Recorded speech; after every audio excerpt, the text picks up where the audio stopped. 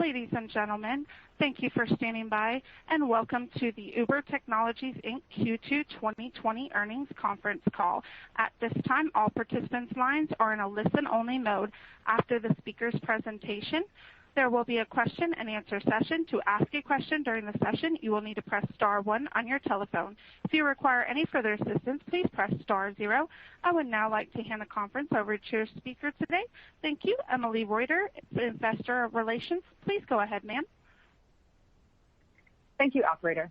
Thank you for joining us today, and welcome to Uber Technologies' second quarter 2020 earnings presentation. On the call today, we have Dara Khosrowshahi and Nelson Chai. We also have Ken Schofield, and this is Emily Reuter from the Investor Relations team. During today's call, we will present both GAAP and non-GAAP financial measures. Additional disclosures regarding these non-GAAP measures, including a reconciliation of GAAP to non-GAAP measures, are included in the press release, supplemental slides, and our filings with the SEC, each of which is posted to investor.uber.com. Please note that we have also posted an updated 2020 investor presentation on our investor page. I will remind you that these numbers are unaudited and may be subject to change. Certain statements in this presentation and on this call may be deemed to be forward-looking statements. Such statements can be identified by terms such as believe, expect, intend, and may. You should not place undue reliance on forward-looking statements. Actual results may differ materially from these forward-looking statements, and we do not undertake any obligation to update any forward-looking statements we make today. For more information about factors that may cause actual results to differ materially from forward-looking statements, please refer to the press release we issued today, as well as risks and uncertainties included in the section under the caption Risk Factors and Management's Discussion and Analysis of Financial Condition and Results of Operations in our annual report on Form 10-K, filed with the SEC on March 2nd, 2020, and in any subsequent Form 10-Qs and Form 8-Ks filed with the SEC. Following prepared remarks today, we'll open our call to questions. For the remainder of this discussion, all growth rates reflect year-over-year growth, unless otherwise noted. With that, let me hand it over to Dara. Emily, and apologies to everyone about the technical difficulties to start with. On our last earnings call in May, I said that we were planning for a nonlinear recovery that varied geographically, and that's exactly what we've got, particularly across the U.S., where the reopening has been uneven at best. And while we would have all hoped that by now we'd have a clear line of sight to the end of the pandemic, hope is not a strategy, and it's my job to ensure that Uber is well prepared for any scenario. Before I get into details on our Q2 results, I want to recap some of the actions that we've taken so far and the trends that we're seeing today. In the early days of the crisis, we moved at Uber speed to stabilize our mobility business and to capitalize on the enormous tailwinds behind delivery. More than 2/3 of our cost of revenue and OPEX, excluding stock-based comp, are not fixed. So simply, if a trip doesn't happen, most of the costs don't either. That variable cost structure, coupled with some tough decisions on headcount, meant that our mobility segment still generated $50 million in positive adjusted EBITDA profit in a quarter, despite a 73% year-on-year drop in gross bookings. Meanwhile, our delivery segment saw massive acceleration, growing gross bookings 122% year-on-year, excluding exited markets, while improving margins 59 percentage points. It's become clear that we have a hugely valuable hedge across our two core segments. There's a critical advantage in any recovery scenario. When travel restrictions lift, we know that mobility trips rebound. If restrictions continue or need to be reimposed, our delivery business will compensate. And as a scaled global player, we get the benefit of recovery whenever and wherever it happens, even if some cities and countries lag behind others. We've leveraged these two factors to grow total company gross bookings at constant currency from the Q2 bottom of negative 45% year-on-year to about minus 12% in the month of July, driven by mobility being down 53% year-on-year and delivery up 134% year-on-year. The bottom line is that we've taken swift action on everything that's within our control, cutting more than $1 billion in annual fixed costs versus our Q4 plan, rapidly deploying new mobility products to meet changing needs, and expanding delivery beyond food. We did this while innovating in safety to ensure that our core rides experience is ready for a customer's second post-trip. And as a side note, please, please, please wear a mask. Regardless of the ultimate shape of the recovery curve, I'm confident that the work we've done has ensured that we're well positioned. Our actions have strengthened our foundation, brought renewed focus and energy to our core business, and have seen us operating and innovating more effectively than ever before. Now, a bit more on the delivery business. At a roughly $30 billion annual gross bookings run rate at the end of Q2, our delivery business alone is now as big as our rides business was when I joined the company in 2017. We've essentially built a second Uber in under 3 years with an accelerating growth profile, a global footprint, and an enormous TAM. And while some of the recent surge in delivery due to COVID, I believe we're witnessing a much more profound shift in consumer behavior that'll last well beyond the pandemic. Consumers are quickly becoming accustomed to the magic of having anything delivered to their door in half an hour, much like the magic of having a car show up in a few minutes. This is an opportunity that'll be many times larger than even we expected, and one that Uber is uniquely positioned to lead. We've turned our natural advantages and a disciplined capital allocation framework into number one or number two competitive positions in the vast majority of our countries. In the U.S., year-on-year GB growth accelerated to over 110%, with order volumes growing over 80% to nearly 100 million orders in Q2. We now have a strong position in a majority of the top 10 U.S. markets, representing nearly half of the category's bookings. And I'm happy to report that we made significant gains in New York City, with gross bookings growing 120% year-on-year in Q2 and 150% year-on-year in June. We're now number one in the outer boroughs, and we continue to narrow the gap in Manhattan. In July, we announced our intention to acquire Postmates, which achieved a $4 billion annualized gross bookings run rate in Q2. We believe this acquisition will continue to bolster a relatively smaller position in important cities like Los Angeles and across the U.S. Southwest, and offer greater restaurant selection while increasing order density, improving delivery efficiency, and reducing costs. Non-U.S. bookings account for 55% of delivery volume. We're now in the number one position in a number of strategic high-spend markets, which account for over 2/3 of our international bookings, including Australia, Canada, France, Japan, and Mexico. In many other key markets, we have secured a number one position in larger anchor cities, such as London and Taipei, from which we can expand nationally. This strategy allows us to gain competitive share while improving margins. We're now adjusted EBITDA profitable in 2 of our top 5 international GB markets and expect to make meaningful progress towards profitability, not only country by country, but for our entire delivery portfolio. In many of our international markets, much of our competition continues to come from aggregator incumbents who either don't want to enter the logistics of delivery or are struggling to do so. By contrast, we offer restaurants the best of both worlds. Use your own couriers or use Eats couriers whenever demand outstrips your in-house delivery capacity, as has increasingly been the case during lockdowns.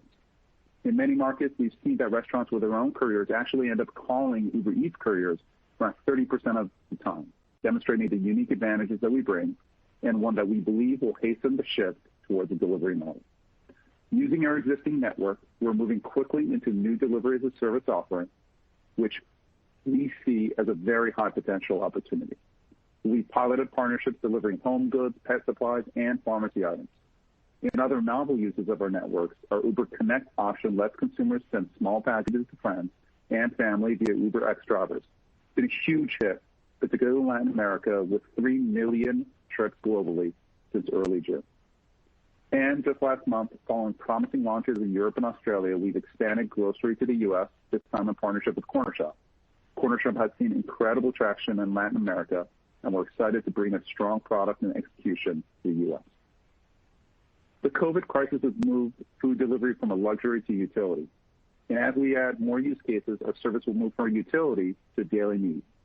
As such, we're ramping up our subscription efforts, including nationwide rollouts of Eats Pass, which combines free food and grocery delivery, and eventually Uber Pass, which combines both rides and Eats benefits in one monthly package. All this activity has resulted in new customer acquisition, monthly active eaters, orders per eater, basket size, and eater retention, all being up year on year and quarter on quarter, both globally ex-India and in the U.S. This translates into something simple: more loyal and delighted eaters across the globe. Finally, shifting to our mobility business, which I would describe as a tale of 10,000 cities.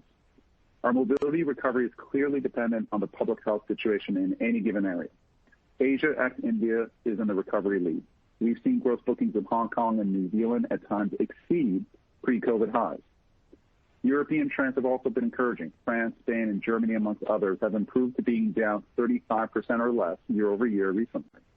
The U.S. is lagging, with GDP down around 50 to 85% in our top markets, with cities like New York leading in the recovery, and some West Coast cities like San Francisco and LA still further behind.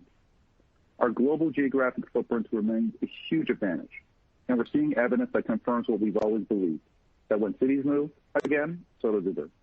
We'd observed that workday and commute trips bounced back sharply after lockdowns lift, but it's now clear that weekend and social hour use cases return quickly too, confirming the critical role Uber plays in people's lives.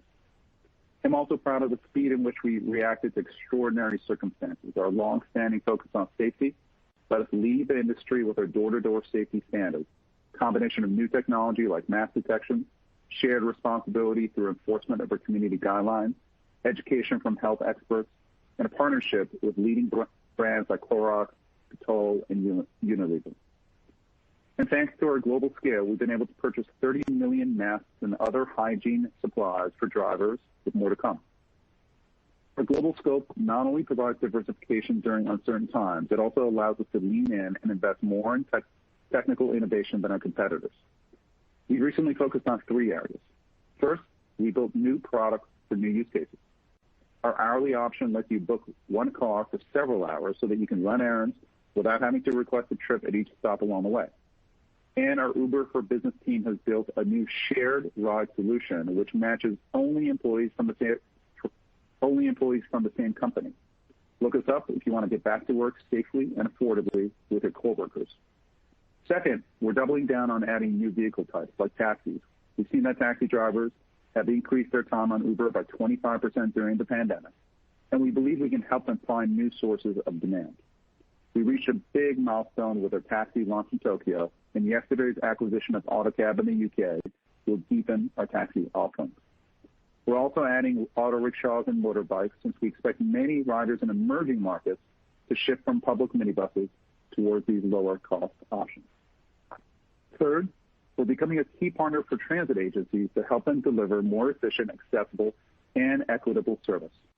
In June, we announced the first ever software deal to power on-demand transit in Marin County, California. And our acquisition of RouteMatch brings together Uber's expertise in on-demand mobility with RouteMatch's proven capabilities in the space. In sum, we're the global leader in ride sharing. We've leveraged our brand, our platform, and our technical capabilities to organically build a food delivery business as big as ride sharing. We're now leveraging ride sharing to expand into every mobility category. And we're leveraging food delivery to build a real-time logistics engine for all local commerce at Uber scale. And we're doing it right now in your city and across the globe. Now over to Nelson for more details on the numbers. Thanks, Dara. Like Dara, I'm very pleased with our execution in an evolving environment. We continue to achieve adjusted EBITDA profitability in our mobility business, quickly grew and improved our delivery business margins, significantly tightened our cost structure, and increased our focus on our core businesses. And coupled with our strong cash position, we are well positioned to withstand continued uncertainty while driving towards our stated profitability target. I will now discuss key operational metrics as well as non-GAAP financial measures. All comparisons are year over year and on a constant currency basis unless otherwise noted. Year-over-year comparisons for total company mobility and delivery adjusted net revenue exclude the impact of our Q2 2019 driver appreciation award associated with our IPO. Total company gross bookings declined 32%. Adjusted net revenue, or ANR, was $1.9 billion, down 37%. Our ANR take rate was 18.8% of gross bookings, up 53 basis points. Excluding the driver appreciation award, our take rate was down 140 basis points, as delivery, which has a lower take rate, became a larger part of the business. Non-GAAP cost of revenues, excluding D&A, decreased to 46% from 51% of ANR. The decrease was primarily driven by lower volumes in our mobility business, resulting in a decrease in insurance and payment costs. Turning now to non-GAAP operating expenses, which include pro forma adjustments such as stock-based compensation and restructuring charges. Operations and support increased year over year to 19% from 16% of adjusted net revenue. However, was down $89 million on an absolute dollar basis, reflecting mitigating actions taken in the second quarter, offsetting loss of leverage on the top line. Sales and marketing increased to 36% from 34% of adjusted net revenue, but was down $284 million as we saw lower marketing and promotion spend in our mobility business. R&D increased to 22% from 16% of ANR and was down $33 million, primarily driven by a decrease in people spend. And G&A increased to 22% from 15% of ANR, but was down $9 million from a year ago. Quarter over quarter, our spend decreased $148 million, but increased as a percentage of ANR due to top-line pressure from COVID. Our Q2 2020 total adjusted EBITDA loss was $837 million. Now I'll provide additional detail on our segments. Starting with mobility, mobility gross bookings of $3 billion declined 73%, and ANR of $793 million declined 68%, while take rate of 26% improved both year over year and quarter over quarter due to rationalization of incentive spend. Despite a significant headwind to our top-line performance, mobility adjusted EBITDA was $50 million, or 6.3% of mobility ANR. Now on to delivery. We capitalized on the tailwinds related to stay-at-home orders, driving delivery gross bookings to $7 billion, up 113%, or 122% ex India and other markets that we have exited. Delivery ANR of $885 million was up 163% due to mix shift towards small and medium-sized restaurants driving higher basket sizes, coupled with courier payment efficiencies, mainly in the U.S. Delivery ANR take rate was 12.7%, up 240 basis points year over year and up 140 basis points quarter over quarter due to overall improvement in basket sizes and rationalization of incentive spend. Additionally, we realized the benefit from exiting India earlier this year and are seeing an additional 80 basis points benefit from business model changes in some countries that reclassify certain payments and incentives as cost of revenue. Delivery adjusted EBITDA was a loss of $232 million, or negative 26.2% of ANR. That represents an $81 million and 33% point quarter-over-quarter improvement, respectively. On to freight, which grew ANR to $211 million, and adjusted EBITDA was a loss of $49 million. We are pleased with the progress in our freight business as we continue to invest in technology to drive efficiency in the logistics industry. Through recent partnerships with Oracle and BlueJay, our real-time pricing and booking API is now integrated into all major TMS providers, allowing shippers to create a more resilient supply chain in response to COVID, and generating 200% quarter-over-quarter API revenue growth. Our machine learning algorithms enable more loads to be booked by carriers as bundles, reducing empty miles and improving utilization. On to ATG and other technology programs, the adjusted EBITDA loss for the quarter was $91 million. Following a brief period of simulation-only development, we are pleased that Uber ATG restarted test track and public road operations for its self-driving vehicles in Pittsburgh this quarter after implementing a series of measures consistent with expert guidance to help mitigate the risk of spread of COVID-19. Finally, other bets. This segment consisted primarily of Jump, which we divested to Lime in May. Lime is now available through the Uber app in 50 cities, and Lime recently won operating permits in key cities like Paris, Chicago, and Denver. After winding down our Jump operations this quarter, we are no longer reporting this segment. In Q2 2020, corporate G&A and platform R&D of $492 million, which represents the G&A and R&D not allocated to one of our segments, decreased 21% due primarily to the layoffs we announced in May, as well as lower accrued taxes associated with the decline in mobility. As mobility rebounds in Q3, we expect to see some absolute dollars grow modestly quarter on quarter. In terms of liquidity, we ended the quarter with approximately $7.8 billion in unrestricted cash, cash equivalents, and short-term investments, and access to over $2 billion from our revolver, providing us with ample liquidity to withstand the recovery ahead. Given the unique circumstances affecting our business in Q2, I'll provide a few contexts around our expectations for Q3 performance. We expect a mobility ANR take rate of 22 to 24%. As mobility recovers from the lows of Q2, we are back to strategically investing in the business, including some incentives as drivers return to the platform. Where we land within this range will largely depend on the slope of the recovery in the U.S. relative to the rest of the world and the resulting business mix. Given Delivery's large margin improvement quarter-over-quarter, we expect Eats adjusted EBITDA absolute dollar losses in Q3 to be in line with Q2. We expect adjusted EBITDA margins to continue to improve in Q4. We expect stock-based compensation in each of Q3 and Q4 to be $200 to $250 million after a decline in Q2 due to May's reductions in force. All in all, despite the headwinds that COVID-19 has created for our business, we have a mobility business that still achieved profitability on adjusted EBITDA basis despite being down significantly in the quarter. We have a delivery business that is quickly improving on all respects, both on the top line and on an adjusted EBITDA margin basis. We took decisive action on costs across the entire company, removing over $1 billion in annualized costs, including reducing the corporate G&A and platform R&D by over $150 million quarter-over-quarter. And we have a strong balance sheet to weather a bumpy recovery.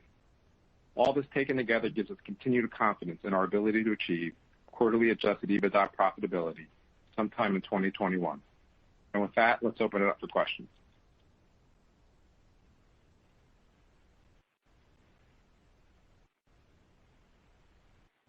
Operator, can we please take questions? As a reminder, to ask a question, you will need to press star one on your telephone. To withdraw your question, press the pound key. Please stand by while we compile the Q&A roster. Again, that's star one. And your first question comes from the line of Ross Sandler with Barclays. Hey guys, just a question on the food business. So I think there's been a lot of debate in the industry as to whether or not pure play delivery companies like yours can turn a profit. And thanks for the additional details in those slides. Looks like that's happening in France and Belgium, but not yet anywhere else. So I guess what are you doing in those two markets that is allowing for that profitability curve to move up, and where do we stand on that curve in the U.S.? And Nelson, you said it's going to be improved in 4Q. So what, just from a timing perspective, when should we expect the food side of the business to get to that break even? Thank you. Yeah, Ross, as far as the debate goes, we stand firmly on the belief that pure play delivery companies can and will be profitable.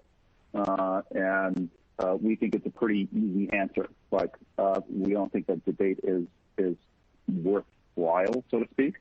It's only a question of when, and it's only a question of what those long-term margins will be. We have laid out a long-term margin profile of 15% of ANR and about 33% of EBITDA. We wouldn't be doing it unless we felt confident there. To be clear, the Belgium is actually one of our smaller countries internationally, and we had said that we're profitable in 2 of our top 5 international countries, and there are a number of other countries that we are also profitable in, but we also wanted to make the point with investors that we're profitable in countries that count. So it's not just France and Belgium, it's other countries. And listen, I think as far as what we're doing, it's a combination of factors. The revenue margins are healthy. You've got a business that is either in CP1 or CP2, so that you can get real liquidity on the delivery side in the marketplaces, and you can bring cost per transaction down. And in many of those markets, we have a very big eater base, so that we don't need to lean into new eater acquisition as a percentage of our overall eater base quite as much as, let's say, in Japan, that's growing at 300, 400%, where just, we've got less than 5% of restaurants signed up, where you're really leaning into new eaters and new restaurants as well. But when we look from a structural basis of the margins of the business, you fast forward a couple of years from now, we think we will be profitable in the vast majority of the countries in which we operate. If we're not profitable, it's specifically because we're trying to achieve something strategically, whether it's a growth target or we're trying to expand the number of categories that we're in, et cetera. So we land firmly on one side of the debate, and we have a lot of data internally and very high confidence in the teams to win that debate in the end. Can we get next question? And your next question comes from the line of Eric Sheridan with UBS. Taking the question, maybe two if I can. First, in the parts of the world where rides has begun to recover, curious if you give us any granularity on whether the marketing efficiencies are coming through in the business, in which case maybe the incremental ride is more profitable than it was in a pre-COVID world, either due to competitive intensity or some of the changes you've made in the business. And in the parts of the world where you have both the Eats asset and the rides business, how has some of the cross-marketing efforts gone to bring people into the Eats side of the portfolio and generate a higher LTV of those users? Thanks so much. Eric, it's difficult to generalize. Every single market is different and unique based on the competitive factors. That said, the actions that we took in end of Q1, Q2 on the cost side, we believe have structurally improve the profitability of our mobility business. So all things being equal, we talked about in January, for the first 2 months, our mobility business had a 30+% EBITDA margin. During those months, the mobility business would actually deliver a higher EBITDA margin, even than 30%. When we look at the competitive landscape, every single country is different. There are some countries where we're leaning in to improve driver supply. There are some countries where some competitors are leaning in as well. But generally, when we look at our profit profile coming out of the crisis, we see it as constructive overall as it relates to the whole portfolio. As far as the cross-marketing with Eats has gone, listen, I think the story of Eats tells a tale, which is we've basically taken this business from single-digit billions to 30 billion run rate. It's all been organic. It has been on top of the mobility platform that we've had. It's a technical platform, it's an operations platform, and it's also a brand that we built off of. We did mention in the last quarter that we've seen increasing cross-dispatch rates between our ride drivers, so to speak, who are moving over to delivering for Eats. We especially see that in markets that have more of a suburban profile, and those cross-dispatch percentages remain elevated. Although as we see the mobility business come back, you're seeing more of our drivers coming back and driving just on mobility. So the cross dispatches is the magic on the supply side, and then on the demand side, new eater acquisition remains very healthy. The number of eaters that we have per month remains healthy, and LTV is increasing actually pretty significantly because basket sizes are up, number of orders per eater are up, and retention rates are up. So when you put the combination of all three of those, higher basket size, higher retention, higher number of orders per eater, and then you've seen our revenue margins come up. Actually, all four of those factors point to a much significantly increased LTV on an eater basis. So every single one of those trends is healthy, and we haven't seen any signs of slackening or weakening on any of those trends. Thanks so much, Dara. You're welcome. Next question.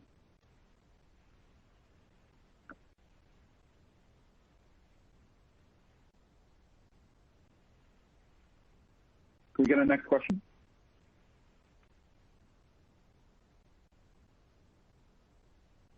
And Brian Nowak, your line is open. Great. Thanks for taking my questions. I have two.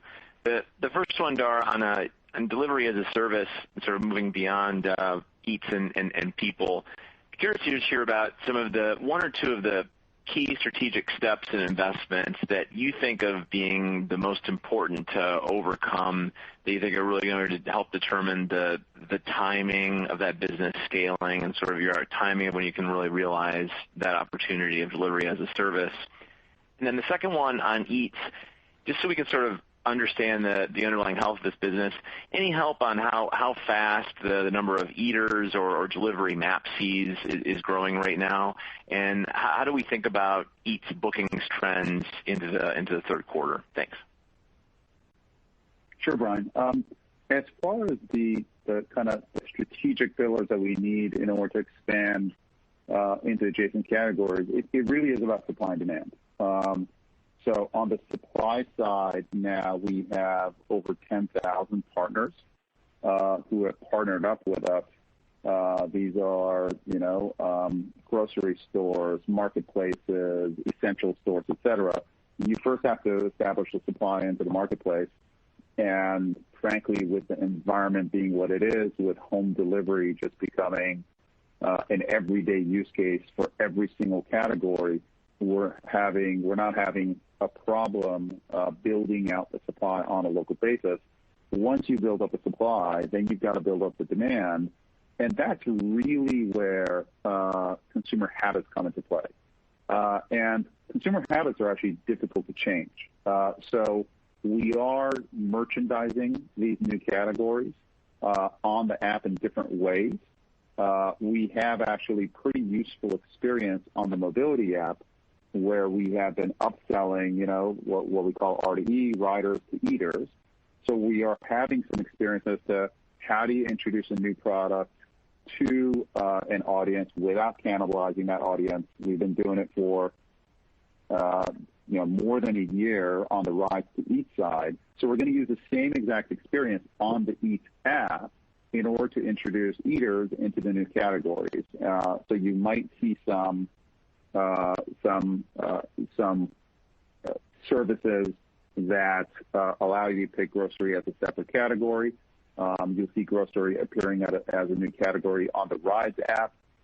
You'll also see essentials, et cetera, show up in the flow essentially as someone searches for food in their neighborhood on the app. So there are multiple ways in which we're starting to introduce this new category in order to make sure that an eater who comes to eat finds the food that he or she is looking for, but also realizes, oh, wow, look, I can get pharmacy, I can get groceries, I can get everyday essentials, in 30, 40 minutes with this app, and it's a very differentiated use case from what's available elsewhere. It'll take time, but I think you've seen the evidence of our moving from Ride to Eat, building this big Eats business.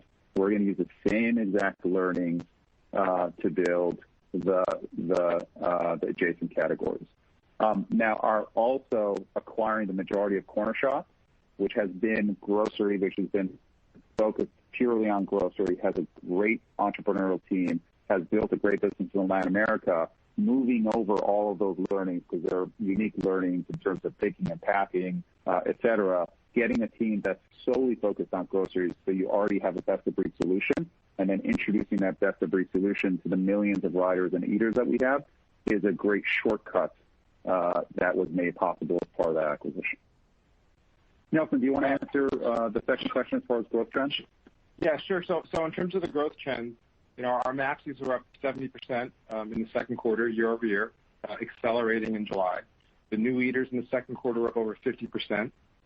We're seeing double-digit increases in basket sizes, and if you think about stay-at-home orders, we are one of the reasons that's driving our take rate improvement is just higher basket sizes, and so we are seeing good trends and seeing good trends even in July. Great, thanks. All right, next question, please. And your next question comes from the line of Mark Mahaney with RBC. Thanks. I wanted to ask about the rides use cases and the recovery that you're seeing in those. I saw that slide you had about work to commute, social airport in Hong Kong, New Zealand, and other markets.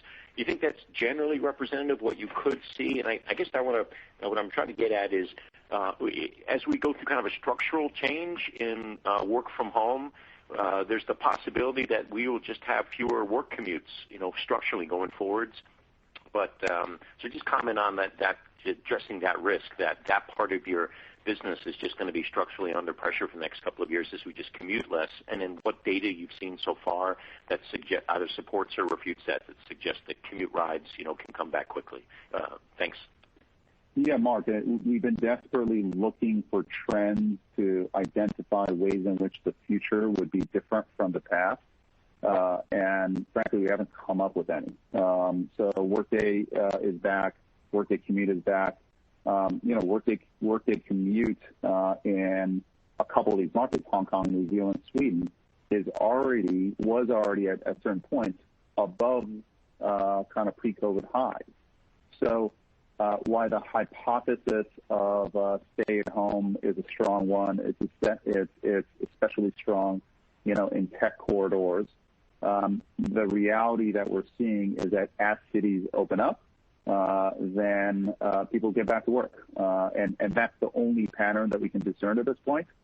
We talked about travel continuing to be weak, although even travel in France, airport trips are looking like they're bouncing back. We'll be watching this closely. Obviously, it'll be very interesting for us to see if people aren't going to commute as much as they did in the past. My belief, however, is that if they move from a big city to a smaller city, well, we're going to expand into the smaller cities. And if they don't go to work, people will kind of get out of their house, and Uber is going to be a consistent utility, a consistent way of folks to have access to mobility without having to pay thousands of dollars for a car, and will be kind of an increasing and improving use case in people's lives. It may change the exact use cases by place, but we haven't seen any signs now that there would be any kind of permanent damage to the business. I'd say on the contrary, based on some markets that have come back and have opened up, we've seen the business bounce right back. Okay, thanks a lot. You're welcome. Next question. And your next question is from the line of Justin Post with Bank of America. My question. I guess, Nelson, maybe you could help us understand the difference between the profitable delivery markets and the overall business with margins down 26%. What are the big differences competitively, or is it just maturity of the markets? And then second, maybe you could give us a California, this may be for Dara, AB5 legislation and court update, and kind of how you're thinking about the ballot initiative rollout and advertising, and how you think that rolls out here over the next 3 months. Thank you. So, Justin, I'll start, and then Dara will take the second question. We've seen improvement across the overall delivery space, and you heard it in our upfront comments, and you see it in the press release. If you think about what are the markets that are doing quite well, we have a very strong market position. It's a market that does have a very high propensity of 3P business, and the take rates are strong. And it's really that straightforward, and we're doing a better job in terms of operating the business and getting better current efficiency. And so, we are seeing that play out, and we're even hearing in India, which in past calls we would call out because of how challenging it is. Even in a market like India today, the unit economics are improving, as we see through our investment in Zomato. So I think what you're seeing right now, at least in this COVID world, is the margins are improving. There's more reliance. There's more stay-at-home. There's more small businesses, and it really is driving better unit economics because of the basket sizes improving the take rates. And again, we believe that as we continue to do it, we will lean into certain marketplaces. We try to grow and take advantage of the growth, and you're seeing the tremendous growth we're having. But we are confident in terms of our profitability path in this business, over the next couple of years. And then as far as AB5, Prop 22, listen, I think the point of Prop 22 for us is that we do think that there's a better way. The vast majority of drivers who drive either on our platform or on Lyft or couriers, et cetera, do so on a part-time basis, do not want to be employees, and value the flexibility that they get using our platforms. And what we've offered with Prop 22, we think is the best of both worlds, which is the flexibility that the vast majority of drivers want who use platforms like ours, along with protection, social protections, wage protections, healthcare, et cetera, which we think now is an expectation of society, and it's completely appropriate to this new way of working. So when we look at Prop 22, it makes all the sense in the world. It is actually what drivers want. We got more than 75,000 drivers that are already supporting the campaign. And again, on a 4-to-1 margin, drivers prefer to remain independent. So we think it makes all the sense in the world. Now, the ballot initiative is moving. We think we've got a great message. We've got terrific supporters in the community as well who actually care about drivers versus, labor unions and politics. They actually are taking into account the wants and needs of drivers and, safety, ridership safety, prices, availability of mobility to a wide swath of the cities. And we think it's a better position, and we're confident in our position as far as the ballot campaign goes. In the courts, obviously, it's going to be up to the judiciary to determine whether AB 5 applies to us. We have made significant changes to our business models. Riders pay drivers directly. Drivers have a full understanding of the ride before they make a decision to accept a ride or not accept a ride. Drivers can set their own price. We even have a subscription product with drivers where they can buy a subscription from us and secure a number of leads. And essentially that driver then secures leads and gets 100% of the payment of any ride that they provide, and they can accept rides or not accept rides. It's completely up to them. We're essentially out of the transaction. We're a subscriber, we're a subscription provider of leads to those drivers. So we think we've got a great road as it relates to Prop 22, and we also think that we have a very strong position, which is based on fact and based on how we've changed our product in the courts as well. And time will tell whether or not the legislature or the voters and the courts agree with our position. Great, thank you. Maybe one follow-up. On the California market share situation, has some of the changes, and I know we talked about it in the last call, impacted maybe U.S. market share in the last quarter? We think that some of the changes were a headwind as it relates to our market share in California. For example, acceptance rates for drivers went down in certain circumstances if a driver didn't want to pick someone up or drop someone off at a certain area. So we do think that our category position in California did get hurt as a result of the changes. Now volumes are down, so it didn't have a significant effect on our overall trip volume. When we look at our category position on a nationwide basis in the U.S., it's pretty flat since January. No significant change. Great. Thank you. You're welcome. Next question. And your next question comes from the line of Richard Kramer with R&M Research. R&M Research. Thank you very much. A couple questions. First of all, can you give us a sense of your outlook for the competitive environment in the U.S. market as you bring Postmates on board and ramp up new services, but also see competitors that may have quite a bit of capital to deploy in aggressive incentives in the States? And I'm just curious about your comment about resuming incentives in rides, and how do you see the incentive environment in the U.S. playing out over the next few years? And then I'll give a follow-up after that. Thank you. Hi, Richard. I'll start with rides and I'll finish on delivery.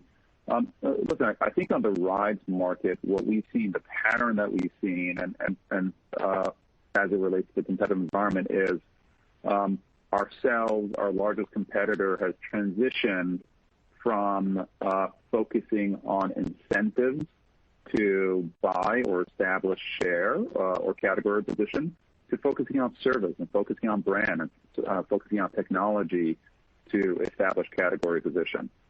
We think that's healthy competition, and we like our position as it relates to brand and the service and what kind of a service our technology can deliver. I don't expect it to change. I do think that in the early parts of the recovery in the U.S., we are seeing less drivers on balance come back onto the platform than elsewhere in the world. Mm-hmm. That could have something to do with unemployment checks. So we will be putting some incentives into the market. Nelson talked about revenue margin trends in Q3 versus Q2 in the mobility segment.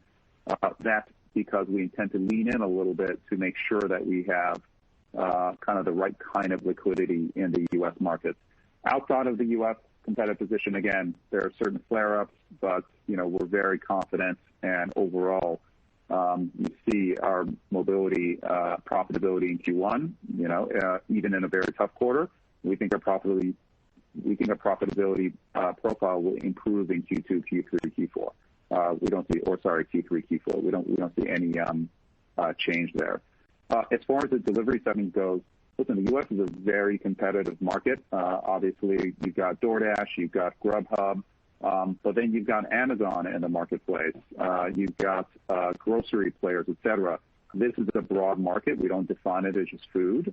As I said in my prepared remarks, we're really thinking about overall local commerce, and we see lots of competition. But also we see a very large category, a historic kind of demand wave behind us, and we think within a competitive environment, we can have constructive margin profiles going forward. Okay, thanks. And then just a quick follow-up on that. I mean, just looking at excess driver incentives, they went up a bit this quarter in Eats, and even though obviously you had a very strong revenue growth. Can you give us a reflection of the way you're thinking about excess driver incentive for low-value local deliveries and balancing that with the ability to batch those deliveries and still have them available in a short time frame? Apologies for the dog barking in the background. No worries. Nelson, you want to talk to that? Yeah, sure. So look, I think that as you know, you saw from the top line that our top line grew tremendously, and you saw me go through the statistics before. So it's not surprising on an absolute basis you're going to see that number go up. We are doing a better job in terms of courier efficiency in other parts of the country. Some of them are a little bit business model changes. So there have been a few countries where we've gone onshore and have seen the benefit of that in our courier efficiency. We will continue to focus on driving out and building the business. We don't manage the business for the next delivery, and we are trying to work with our tech teams to continue to allow us to batch more efficiently. But ultimately, we want to make sure we provide the best experience we can for the end user. So, you'll see us continue to innovate, continue to work on it. It is an area that, as we looked at Postmates, they do a very, very good job of. It's something that when we looked at what they were doing, it's something that we think they do very well. And so I think you'll see us continue to do a better job in terms of optimizing both batching and continuing to courier efficiency. And Richard, sometimes when we see a significant dislocation in demand, and there's a dislocation that was positive. When COVID happened, we saw huge spikes in demand in many, many markets. We just had difficulty catching up in terms of couriers available and the dependability of the network. So in those situations, sometimes we will take up incentives to make up for the dislocation. Then the marketplace tends to start to get into some kind of equilibrium, and then you can start taking incentives down. So when we look at courier incentives, cost per transaction, now that we see more of an equilibrium, now that more restaurants are joining our service, so that we can batch more, we see cost per courier kind of moving in a constructive direction. Okay, thank you. You're welcome. Next question. And your next question comes from the line of Benjamin Black with Evercore ISI. Great. Thank you. You guys mentioned hitting profitability sometime in 2021. I'm just curious to hear, what do you need to see to get comfortable in actually calling a quarter? Is it faster cadence of the ride recovery, or is it narrowing losses on the eat side? And then secondly, could you talk a little bit about your restaurant mix? How sticky have the F&B restaurants been on your platform during the recent reopenings? And relatedly, how should we think about delivery revenue margins over the next couple quarters? Thank you. Okay, so I'll start and I'll let Dara handle the back half of that question. So in terms of our path to profitability and our confidence, it is a number of different things. We believe we have enough things at our disposal. You saw us take decisive action in the second quarter. You saw us narrow our focus as a company in terms of our core businesses. At the end of the day, the single biggest driver of what quarter next year is really going to be on the COVID recovery and its impact on our mobility business. And so we have different scenarios out there depending on what outcome happens in terms of does the market recover, or does it stay where it is today, which is roughly down 50? Does it actually start improving? Let's say it's down 25. Does it actually get down 10, or does it actually get back to 2019? And depending on where that recovery comes, that will really dictate the timing of 21. And so as we get a little bit more visibility, it seems like, particularly here in the U.S., things have only gotten murkier and not clearer over the past few weeks here. But as that comes, we'll have a better view in terms of which quarter we think we'll get profitability. We are going to continue to build out and improve the economics of the delivery business. We will continue to invest in it, but we are going to continue to build up the investment there. And then you saw us take the decisive cost actions. So again, we will get a better sense as we have a better sense on the COVID recovery. Yeah, as far as the restaurant stickiness, so we did see some restaurant churn in April, and frankly, that was because some restaurants went through incredibly, unfortunately, some of them went out of business or closed essentially. Since then, when you look at May, June, July, we have seen restaurant retention rates that have been very, very high all around the world, really a historical high. I think that we've been, just in a much, much higher percentage of our restaurant business. You can see the dollars in gross bookings that we do in restaurants has gone up significantly on a year-on-year basis. We're introducing tools that restaurateurs can use, whether they want to launch their own site. We've introduced kind of notifications for restaurant managers so that they can, if an order comes in that isn't accepted, et cetera, they know that there's more business out there for them. So the engagement that we have with our restaurants has gone up, and as a result, the stickiness of our services with our restaurant is really close to all-time highs, if not at all-time highs. Was there a third question that you asked? Yeah. Did we miss one? It was more along the lines of the revenue margin for the delivery business over the next couple of quarters, just given the favorable mix shift to the F&B restaurants. Yeah, I think that, we don't want to take quarter to quarter, but you've seen our take rates improve pretty consistently. We think that the take rate path is a positive path. So we see, upside as it relates to our take rate. We talked about net revenue margin, long-term revenue margins of 15% for our delivery business, and we're confident we can achieve those margins and potentially higher margins going forward. You should note that Q4, from a seasonality basis, is kind of pressurized on take rate. So on a year-on-year basis, you see kind of Q4 over Q4. Year-on-year, the trends are going to be should be positive, but from Q3 to Q4, there's usually some seasonality in Q4 as it relates to revenue margins. Excellent. Very helpful. Thank you.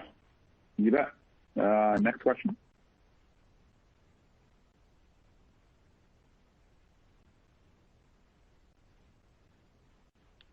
Operator, can we take the last question, please?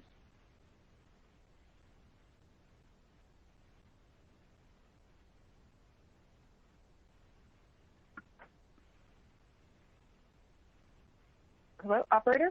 Can we take the last question, please?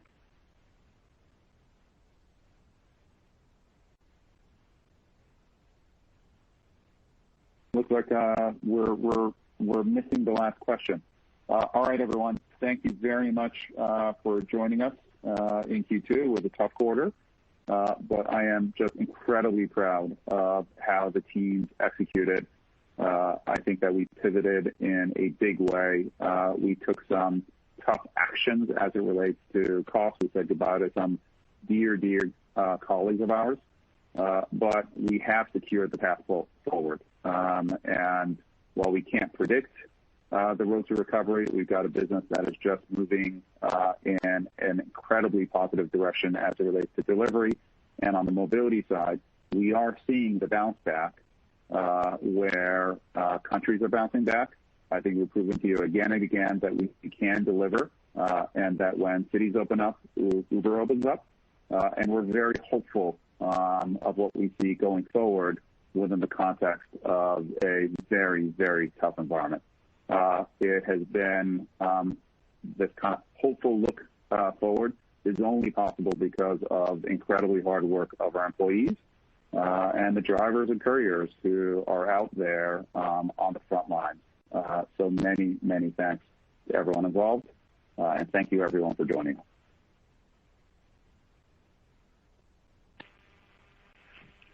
Ladies and gentlemen, this concludes today's conference call. Thank you for participating. You may now disconnect.